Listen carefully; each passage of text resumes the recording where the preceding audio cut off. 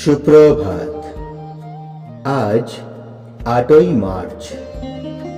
আজকের দিনে আমাদের প্রধান চিন্তা হোক,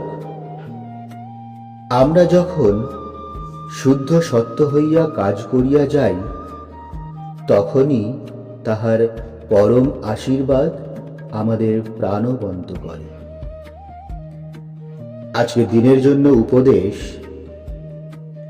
মানুষ যখন অন্তর জীবনকে অবহেলা করে, তখন নিজেকেই সে বঞ্চনা করে।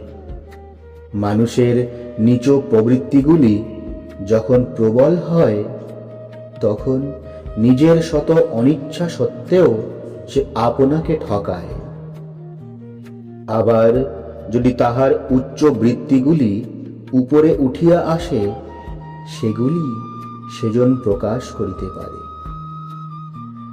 যতই আমরা ভগবৎ বিষয় চিন্তা করি, ততই আমরা উচ্চ হইতে আরো উচ্চে উঠিয়া যাই।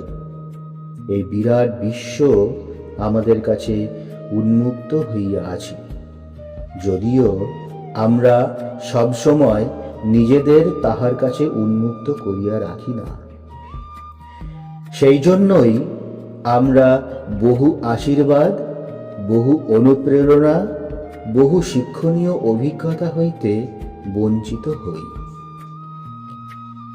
আজকের দিনে আমরা প্রার্থনা করতে পারি, আমার প্রার্থনা যেন অন্তরের গভীর স্থল হইতে উঠিয়া ঊর্ধ্বগতি হয়।